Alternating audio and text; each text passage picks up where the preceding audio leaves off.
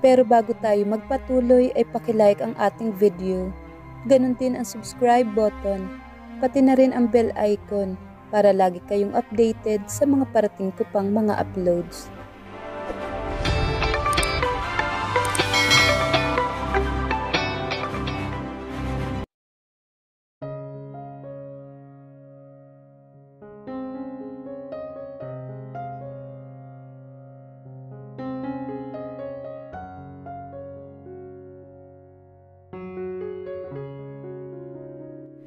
Nanahimik sila sa loob ng ilang sandali. She kept herself busy listening to his heartbeat. Nilalaro-laro rin niya ng mga daliri ang dibdib nito. Ni ayaw man lang nitong magpuna sila ng basang katawan. Mayat maya mabining hinahaplos ni Jax ang buhok niya. Patak-patak na halik din ang dumadampi sa kanyang ulo. Nakakahalina ang ginagawa nito na napapapikit siya. Mahal na mahal kita, ma. She missed his endearment. Sinalubong niya mga titig nito. There was this sense of satisfaction on his face. Umangat ang palad niya at pinalis ang pawis nito sa muka. She cupped his face and caressed his stubbles. Idinikit niya ang mukha rito. She inhaled his warm breath and his manly scent. Buong puso'y binulong niya ang damdamin ngayon lang napapakawalan. Mahal na mahal rin kita pa. Higit pa sa buhay ko. I love you so much. It rendered him emotional. May likidong tumipon sa mga mata niya. Tinuyo niya ang mga iyon ng mga daliri bago pa man malaglag. This man must have loved her that much. Nakakamanghalang kung paanong umabot sila ng halos 10 taon bago narating ang estadong ito. Ang misteryo talaga ng pag-ibig. Hindi mo ito maaarok. You scared the hell out of me, ma. Alam mo ba yun? Ramdam niya yun. May nginig ang boses nito. Bumalatay sa mga matang takot. Takot na takot ako. Takot na takot ako mapunta ka sa iba. You just don't know how scared I was for the past 3 years. Kinuyumos ang puso niya. Ramdam niya ang takot nito. There was nothing she could do than make him feel secure of her love. Inabot niya ang bibig nito. She kissed him passionately. Tumagal ang mabining halikan nila. Matapos ang mainit na tagpo, heto sila. Yakap ang isa't isa. Ipinararamdam ang pagmamahal ay hindi lang nasusukat sa mainit na pagniniig. I'm sorry, Jax. I was too... Shh. Okay na. He covered her mouth with his.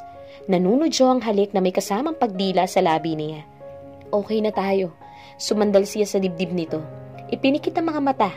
Hinihila siya sa antok, but as much as she could, huwag muna. Kaisarap ang damhin ang pintig ng puso ni Jax. Higit sa lahat, it felt so satisfying, having his still rocking manhood plunged deep inside of her. Tama sa pakiramdam, Jade. She was home again. Home with Jax. Tuluyan siyang ginupo ng pagod at antok. She slept with that smile on her face and with her heart full of love. Mabining halik sa pisngi ang gumising kay Jade. Kinabukasan, a manly scent welcomed her nostrils. Nakakagandang ibukas ng mga mata. May naririnig siyang tilaok ng manok at ingay mula sa kung saan. Dahan-dahan niyang iminulat ang namimigat na mga taluka. Jack's beautiful smile greeted her. Nakadukwa ang mukha ni Jack sa kanya. At parang kanina pa ito sa kinaroroonan. Ang tamis lang ng ngiti ni Jax. Even his eyes sparkled. It was the kind of smile that made her heart flutter many years ago. Ang ngiting kinahuhumilingan niya noon. Paano nakarami ito? Nakarami talaga. She giggled inside at the thought. Namahinga lang sila saglit kagabi. They had more rounds at dawn.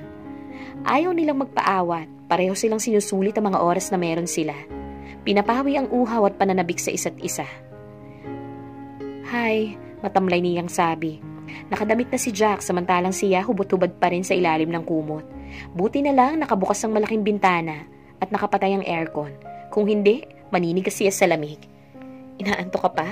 Umiling siya. The effect of motherhood. Kahit gaano kapagod, nagigising siya sa takdang oras para alagaan ang mga anak niya. Her biological clock was too active. Jenny and Adriel. She missed them. Basta na lang niya iniwan ang mga anak kagabi. Lumandi kasi siya sa tatay ng mga anak niya.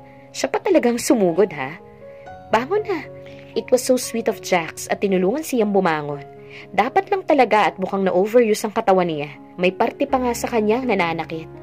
He helped her sit on the edge of the bed. Maayos niyang tinipon ang dulo ng kumot sa kanyang dibdib at baka malaglag. Mahirap na. Manyakis ang kaharap niya na nakatitig kaagad sa punong dibdib niya. May ngisi pang ayaw mawala-wala sa gwapo nitong muka. Di sinasadyang napadako ang tingin niya sa dibdib. May mga pantal doon. Namula siya nang mapagtanto kung ano ang mga yon. Those were hikis. Gosh, minarkahan nga siya nitong lalaking to. Kaagad na lumipad ang kaliwang palad niya sa kanyang exposed na leeg. Kinapani ang kanyang sensitibong balat roon na halos ayaw tantanan ni Jax kanina. Mukhang maganda sa'yo yan, ma.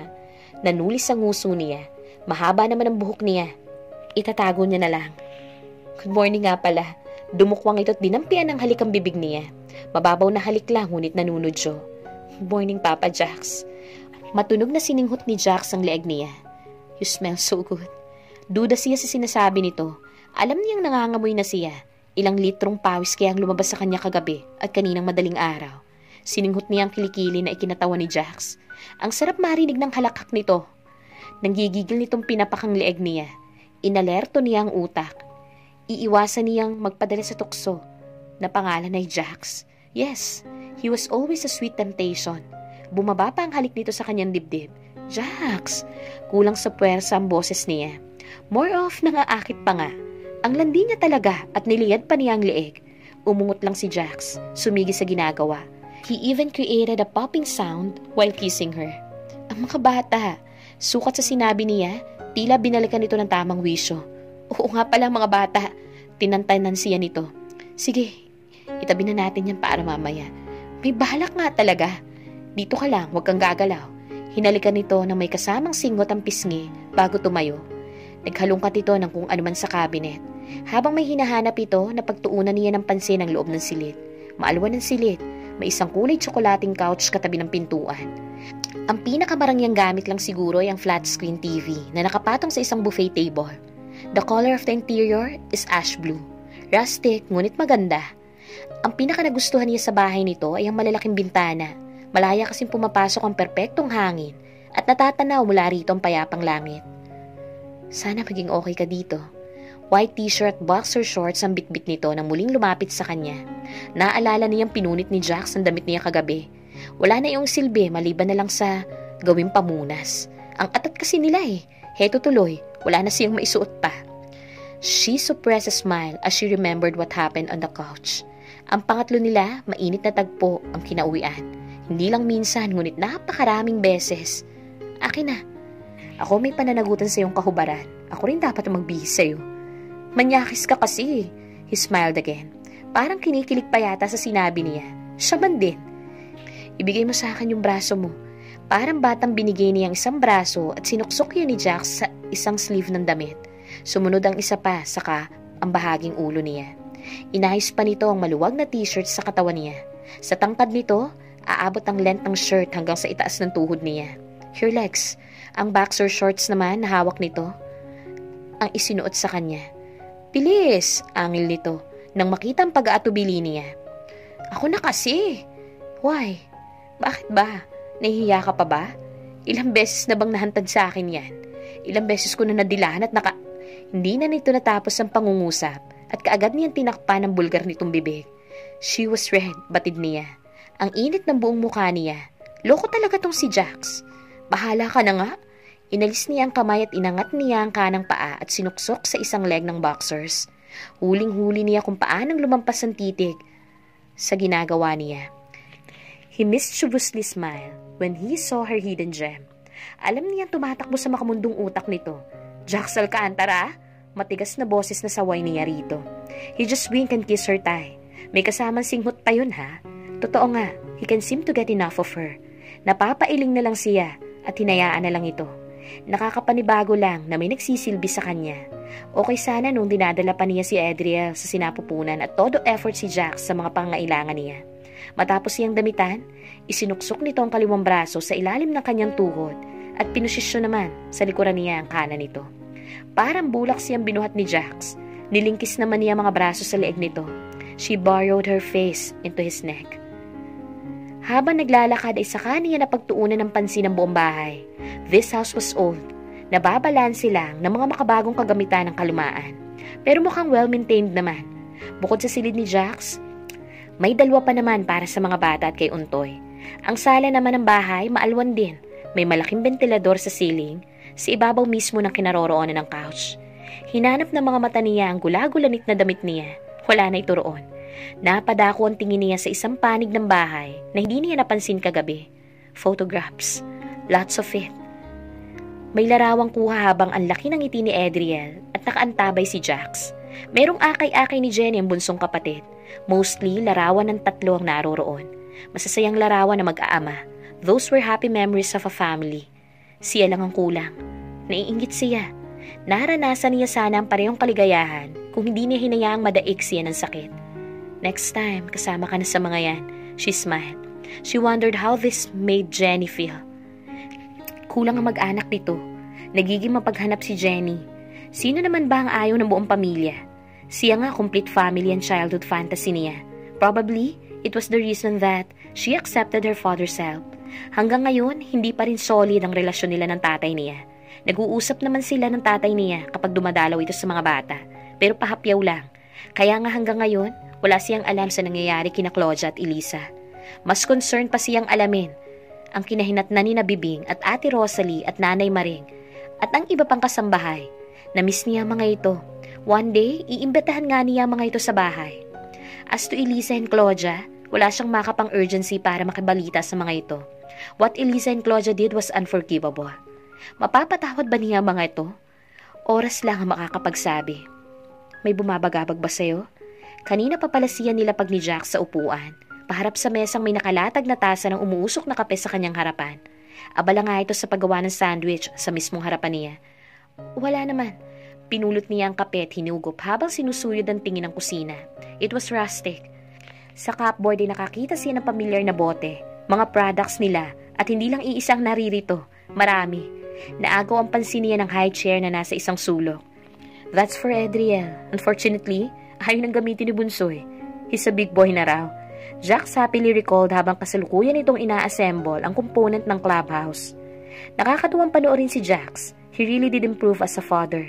Inaral nito ang lahat ng bagay na magpapasaya sa mga anak nila. It paid off. Their children kept coming here because they felt so loved by their father. Looking at him, beaming with so much happiness, hindi niya maiwasang maisip kung gaano kalaki ang na-miss niya sa buhay nung maghiwalay sila ni Jax. Well, they needed that separation for them to learn as individuals. They became better parents in their own rights. Ngayon may tsansa ng mabuo ang pamilya nila. Marami silang napagkukunang aral sa buhay para mas mapabuti pa ang mga buhay nila, lalo na ng mga anak nila. Family. Napapangiti siya na wala sa oras. Kumain ka na. Anito na inuusog ang kagagawa lang nitong sandwich palapit sa kanya. Natakam siya sa maayos na gawang club sandwich. Ang tingkad kasi ng kulay ng lettuce at ng kamatis. Malaki ang mga kagat niya sa sandwich. Ang sarap talaga kasi at tama lang ang pagkakatoast ng bread. Nakaka-conscious lang na may audience siyang titig na titig sa kanya at wala na yatang balak na galawin ang pagkain nito. Pinandilata niya ito. Kindat ang inani niya. Paubos na ang sandwich nang may makagat siyang matigas na bagay. It created a cracking sound. Kinabahan pa siya na baka ngipin niyang nabali.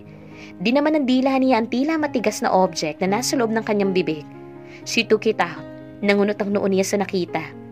Sandwich between her thumb and forefinger was a shiny little thing. It was round. It was familiar. Pamilyar din ang pagkabog ng kanyang dibdib. Napatingin siya kay Jax. Seryoso lang itong nakatitig sa kanya na hindi inaalis sa mga mata habang umiikot at naglakad patungo sa kanya. She was just steps away from him, but it seems forever for him to reach her. Ang dibdib niya ay walang tigil sa pagtambol. Tila niyayanig ng pakiramdam niya. Hindi niya maunawaan ang damdamin na umaalipin sa kanya ngayon. Jade, napaawang ang bibig niya nang lumuhod si Jack sa harapan niya. He took the ring from her hand. Hindi pa man, halos mahigit na niyang hininga. She was anticipating for something else to happen. It was something wonderful. Umaasa ang puso niya. Namalaya na lang niya ang pag-agos ng mga luha, dala ng bugso ng damdamin. Hoy, hindi ko ginustong paiyakin ka ha? He dried her tears using his fingers. Nilambing siya, hindi lang ng boses nito, kundi pati ng init ng mga palad nito. Ikaw kasi, naiiyak niyang turan, at kaagad na inumang ang kamay rito. Bilisan mo na kaya? Natatawang naiiyak na rin si Jax nang bumaba ang mga mata sa kamay niya. Then, he looked straight in her eyes. Jack's eyes mirrored so much love. Namumula ang mga mata nito. May nangingilid na mga luha at kabado ito. Binayo pa nito ang dibdib. Huminga muna ito ng malalim bago nagsimula. Isusuot lang naman ito sa daliri niya ang singsing at wala na siyang hinahangad pang iba. Jade Ledesma Alcantara, huminto siya para magpahangin. Magiging asawa kita ulit.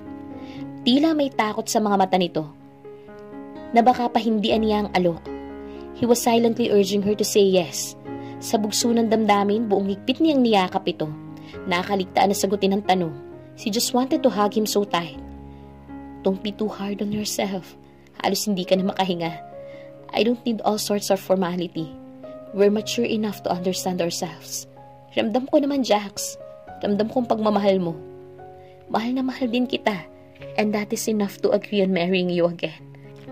I was so ready to become your better half since I was 19. I am more prepared now. I love you so much. Mahaba at madamdamin niyang pahayag. Jax kept silent for a moment. Magkayakap lang sila. He was just gently tapping his fingers on her back. Hanggang sa maramdaman niya ang pagyugyug ng mga balikat nito. Umiiyak siya. Ito'y taos-puso. Anong kabutihan na nagawa ko sa past life ko para karapat-dapat na maging akin ka? Hinaplos niya ang likod nito. Deserve natin ang isa't isa. Without Jax, there'll be no Jade. Ang puso ko, nakatali na sa'yo bago pa man ako pinanganak ng nanay ko. I love you so much, Papa Jax. I don't know kung anong mas magandang paraan para ipakita ang pagmamahal ko sa'yo. Pero mahal kita, naluluha niyang sabi. Napuno ng hindi may paliwanag na tuwa ang puso niya. Namumuo na naman ang luha niya sa mga mata, luha ng kaligayahan. Bahagya namang inalayo ni Jax ang katawan niya. He cupped her face and caressed her lips. Sinuyod nito ng tingin ang buong muka. Mahal na mahal kita, Mama Jade. At sa malamig na umaga na yon, pinagsaluhan nilang isang mapusok na halik. Walang pagmamadali, walang bahid ng kamunduhan, puro pag-ibig lang. Walang makakatalo sa kadalisayan ng kanilang mga damdamin. Nang natapos ang halik, pinagdikit ni Jax ang mga noo nila. Nakapikit silang pareho. They were just savoring the moment of togetherness and inhaling each other's scent. Suddenly, the wind that blew seemed so magical. Tila may musika sa paligid at ang mga puso nila ay iisang naging tugtog. Mahal sa huli, palagi, babalik pa rin sa yakap mo. Mahal sa huli, palagi, pipiliin kong maging sa'yo. Ulit-ulitin man, nais kong malaman mong iyo ako